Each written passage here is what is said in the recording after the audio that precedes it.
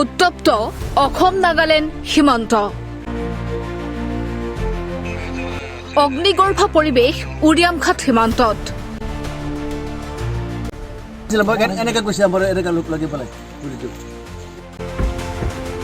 অসম নাগালেণ্ড সীমান্তৰ বি ছেক্টৰৰ টেঙাতল অঞ্চলৰ শতাধিক সংখ্যালঘু লোকৰ গৃহত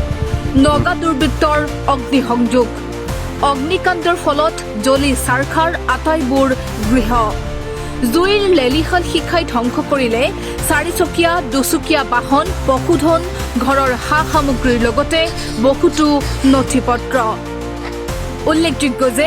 নিশা অস্ত্ৰধাৰী দলে শূন্যলৈ গুলীচালনা কৰি আতংকময় পৰিৱেশৰ মাজত গৃহসমূহত অগ্নিসংযোগ কৰে CRPF প্ৰশাসনক ঘটনাস্থলীলৈ যোৱাত বাধা দিয়ে নগা স্থানীয় ৰাইজে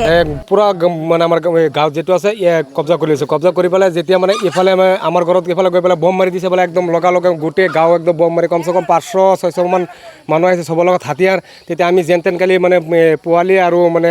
মোৰ নিজৰ ৱাইফ যেটো সেইকেইটা মানে যেনতেন আমি লুকাই পেলাই যেনতেন বচাইছোঁ কিন্তু মানে এনে ছাইডত মোৰ দেউতা যেটো মানে এইটো ছাইডত গুলিটো গৈছে মানে গুলি মাৰিছে ওপৰত এইটো আৰু ইয়াত IRP আছে যে এই শুকাই বস্তি IRPও আহিছে লগত কাৰণ সেইটো আমি ক'ব নোৱাৰোঁ সিহঁতৰ বোলে মাটিটো বোলে সিহঁতৰ বোলে তেনেকৈ শুনি আছোঁ আমি আগত কিন্তু তেনেকুৱা মানে সিহঁতক কৈছে সিহঁতৰ মাটি বোলে পূৰ্বতে আপোনালোকক কিবা কৈছিলে না পূৰ্বতে একো কোৱা নাই আমাক একো কোৱা নাই ডাইৰেক্ট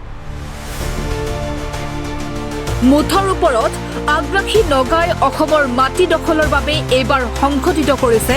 অমানৱীয় ঘটনা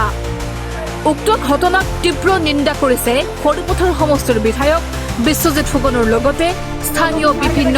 দল সংগঠনসমূহে আনহাতে ঘটনাস্থলীত সৰুপথাৰ সমষ্টিৰ বিধায়ক বিশ্বজিৎ ফুকন গোলাঘাট জিলা আয়ুক্ত পুলক মহন্ত জ্যেষ্ঠ আৰক্ষী বিষয়া ৰাজেন সিং উপস্থিত হৈ পৰিস্থিতি বুজ লোৱাৰ লগতে নাগালেণ্ড প্ৰশাসনৰ সৈতে বৈঠকত মিলিত হৈছে সকলোৱে এতিয়া অসমৰ মুখ্যমন্ত্ৰীক নগা দুৰ্বৃত্তৰ বিৰুদ্ধে কঠোৰ ব্যৱস্থা গ্ৰহণৰ বাবে অনুৰোধ জনাইছে এতিয়াও সীমান্তত শংকিত সীমান্তৰ বাসিন্দা আনহাতে অঞ্চলটোৰ প্ৰশাসনে কটকটীয়া নিৰাপত্তাৰ ব্যৱস্থা কৰিছে news desk report DB 24 Assam